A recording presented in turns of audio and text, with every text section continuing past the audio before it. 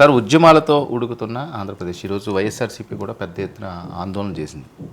అంటే మన మీడియా వాళ్ళు వైసీపీ వాళ్ళు చేస్తే కానీ గుర్తించరు. అంతకు ముందు నుంచి రైతు సంఘాలు, వామపక్షాలు, ఉద్యోగులు అందరూ చాలా రకాల ఆందోళనలతో ఆంధ్రప్రదేశ్ నిజంగా ఉడికిపోతున్న పరిస్థితే. ఉల్లి రైతులు ఉన్నారనుకోండి, ఉల్లికి ధర వస్తుందా లేదా అన్న దాని మీద కూడా నిన్న వైసీపీ వాళ్ళు వెళ్ళారు, తర్వాత షర్మిల ఆమె కుమారుడు వెళ్ళారు, తర్వాత మంత్రి భరత్ వెళ్ళి ఇక్కడ ఏం సమస్య లేదని చెప్పారు. ఇప్పుడు ఏం లేదని చెప్పినా కానీ అక్కడ సమస్య ఉంది, వాళ్ళకి గిట్టుబాటు ధర రావట్లేదు. ఇద్దరు రైతులు ఆత్మహత్యకు ప్రయత్నం చేయడం బహిరంగంగా జరిగింది. ఉల్లి రైతులది యూరియా కొరత లేదు, యూరియా కొరత మీద విష ప్రచారం చేస్తున్నారు, దీన్ని శక్తివంతంగా ఎదుర్కోండి అని ముఖ్యమంత్రి చంద్రబాబు కూడా పిలిపించారు. కానీ యూరియా దగ్గర బార్లు తీరి, అది తెలంగాణలో కూడా అదే సన్నివేశం, ఆంధ్రప్రదేశ్లో కూడా వాళ్ళు చేస్తున్నారు.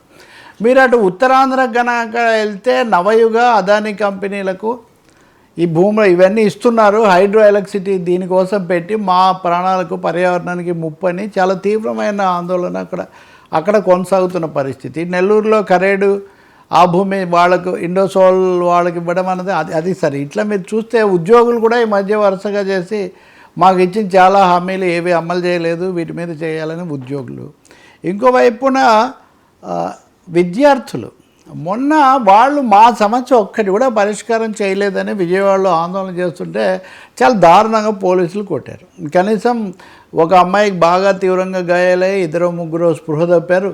విద్యార్థుల ఆందోళన మీద ఈ స్థాయిలో ఇటీవల కాలంలో జరగల. విద్యార్థులు అలా ఉన్నారు, అంగన్వాడీల్లో వాళ్ళు ఉన్నారు. ఇలా చెప్తూ పోతే వర్మ ప్రతి అనేక వర్గాల్లో నుంచి అమరావతి మీద కూడా ఈరోజు కూడా మీరు వార్త చూడండి.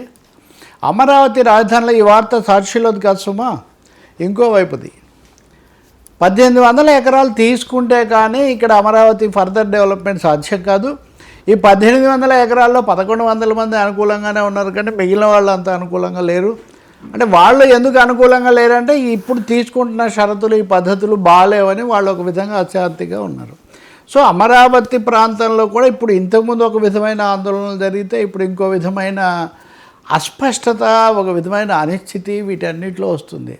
ప్రభుత్వం విషయానికి వస్తేనేమో ఇంకా విశాఖలో భూములు అది సరే మనం చాలాసార్లు ఇది మాట్లాడాము. ఇది ఒకటి ఉంది, డిఎస్సికి సంబంధించింది ఒకటి ఉంది. ఇలా చూస్తే ప్రతి సెక్షన్లో కూడా ఒక విధంగా తీరని కోరికలు, తర్వాత సరిగ్గా లేవు, చెప్పినవి జరగలేదు, పాక్షికంగా జరుగుతున్నాయి. వికలాంగుల లేదా దివ్యాంగుల యొక్క ఆందోళన అది మనం కొంతకాలం కిందట అది కూడా చూసాం. సో ఈ నేపథ్యంలో నిజానికి వైసీపీ ఇది లేట్ ఎంట్రీ. అన్ని వర్గాలు అయిన తర్వాత వాళ్ళు ఇంతవరకు వాళ్ళ కేసులు వాటిలోనే ఉండి ఇప్పుడు ప్రజా ఉద్యమాలు వీటిలోకి వస్తామని ఈరోజు వాళ్ళు రైతుల సమస్యల మీద చేస్తామంటాం. వెంటనే అనేక చోట్ల పోలీసులు ఉత్తర్వులు, ఆంక్షలు, ఇంత నలుగురికి మించి గుమ్మిగూడకూడదు ఇట్లాంటి ఆంక్షలు వాళ్ళు జారీ చేశారు. అయినా అవి కూడా ఏదో మేరకు జరుగుతున్నాయి. ఇట్లా ఆంధ్రప్రదేశ్లో చూస్తే కనుక నేను చెప్పినవి కొన్నే, ఇంకా ఇన్ని ఉన్నాయి చెప్పాలంటే. తీవ్ర ఉపాధ్యాయులు చాలా అసంతృప్తిగా ఉన్నారు. ఇందాక విద్యార్థులది మనం మాట్లాడాం కదా, ఉపాధ్యాయులు మన టీచర్స్ డే రోజు సెప్టెంబర్ 5న ప్రత్యేకించి నోటీస్ ఇచ్చి మరీ సమస్యల వారీగా వాళ్ళు ఆందోళనకు దిగుతున్నటువంటి ఒక పరిస్థితి.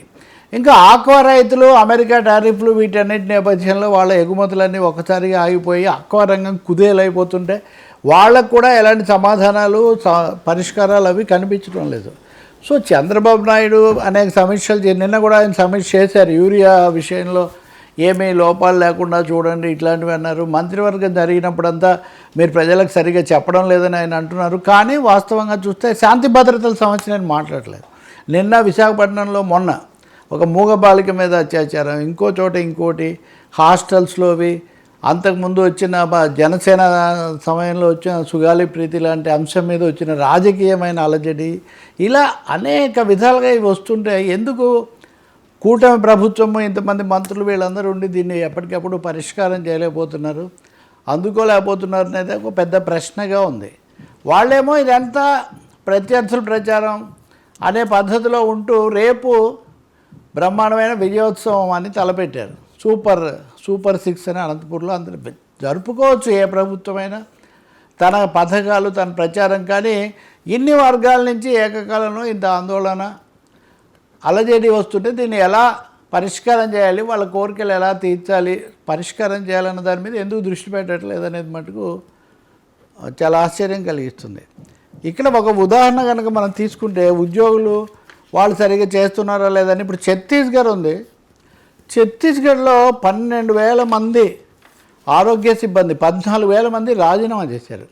ఎందుకు చేశారంటే అంతకుముందు తమ కోరికల కోసం ముఖ్యంగా జీతాల కోసం సమ్మె చేస్తే 25 మందిని తీశారు శిక్షణా చర్యగా. 25 మందిని తీసేస్తారా అందరం ఒకటే అని 14,000 మంది రాజీనామా చేశారు. 14,000 మంది ఒకేసారి రాజీనామా చేయడం అంటే మీరు చూడండి. ఒకప్పుడు మెడ్రాస్లో అప్పుడు ఆమె జయలలిత తమిళనాడులో అందరినీ బర్తరఫ్ చేస్తున్నట్టుగా ఉత్తర్విస్తే అది సుప్రీంకోర్టు దాకా వెళ్ళింది. అంటే ఇక్కడ ఉద్యోగ వర్గాలు, యువత, విద్యార్థులు, ఉపాధ్యాయులు, రైతులు వీళ్ళందరిలో ఇంత ఆందోళన ఆఖరుకు దివ్యాంగులతో సహా వస్తూ ఉంటే తప్పకుండా గ్రీవెన్స్ మెకానిజం ఏదో తీసుకురావాల్సిన అవసరం ఒకటైతే ఉంది. చంద్రబాబు నాయుడు రేపు సభలో విజయాలు ఘనతలు గత ప్రభుత్వం తప్పులు ఎన్నైనా చెప్పొచ్చు, దాంట్లో ఇంకేమీ రెండో అభిప్రాయం ఏం లేదు. కానీ రెండో వైపు నుంచి ఇంతమంది ఊరికనే ఆందోళన చెందరు కదా. ప్రైవేట్ మెడికల్ కాలేజీలు 10 ప్రైవేట్ మెడికల్ కాలేజీలు వైసీపీ వాళ్ళు సరిగ్గా చేయలేదు, అవి ఊరికనే శంకుస్థాపన చేశారు లేదా కాంపౌండే కట్టారు.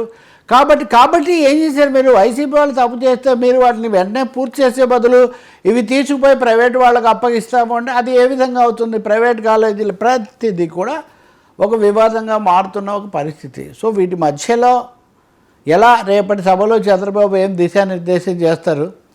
అసలు పార్టీలో వచ్చే అసంతృప్తి ఆయనే అనేక రూపాల్లో ఎమ్మెల్యేల పని మంత్రుల మీద ఆయనే అసంతృప్తి వెలిబుచ్చుతున్న ఒక పరిస్థితి ఇది కూడా కనిపిస్తుంది. పవన్ కళ్యాణ్ కూడా ఒకరిద్దరు తప్ప మిగతా వాళ్ళందరి మీద రిపోర్ట్స్ తెప్పిస్తే అదంత బాగాలేదని ఆయన కూడా చెప్తున్న పరిస్థితి. పిఠాపురం మీద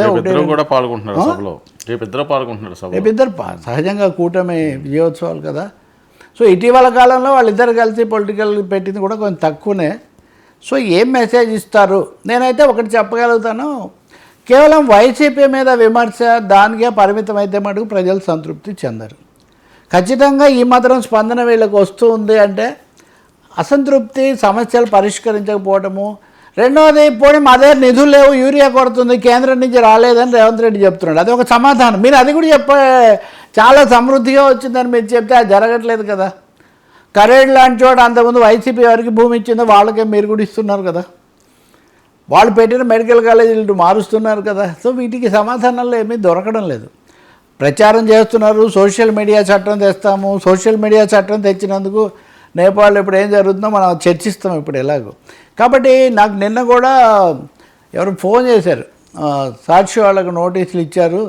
అసలు నేరుగా నోటీసులు ఇవ్వటం ముందు ఖండనప్పుడు మీరు వర్మ ఒక వార్త తప్పు చెప్పాడంటే ఆ వార్త తప్పు అని సంబంధిత మంత్రి అధికారం ఖండించడం, తర్వాత ఖండన ప్రకటన వేయండి అని అడగడం, అప్పటికి కూడా చేయకపోతే మీరు ఏదో ఉద్దేశపూర్వకంగా చేస్తున్నారని మీరు నోటీసు ఇవ్వటం, నోటీసుకు కూడా మీరు సమాధానం ఇవ్వకపోతే చేయడం. ఇది వరకనే వాళ్ళు చేశారా, వాళ్ళు చేయకపోతే తప్పనే కదా మనం అందరం అన్నాం.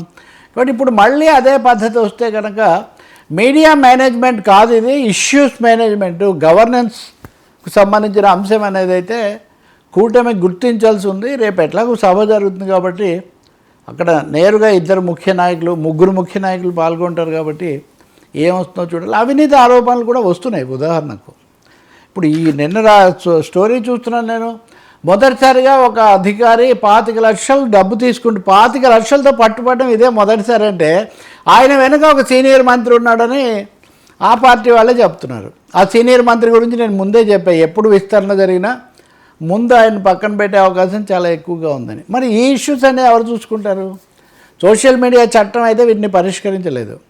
కూటమి ప్రజానుకూల విధానాలు తీసుకొని వీటి చక్కదిద్దుకునే ప్రయత్నం కనుక చేయకపోతే మటుకు ఈ అసంతృప్తి ఇంకా పెరుగుతుంది. అప్పుడు ఈ అనంతపురంలో నిజానికి వాళ్ళ సభ జరిగే చోట ఇది కొంచెం ఎక్కువగా ఉంది వాస్తవంగా.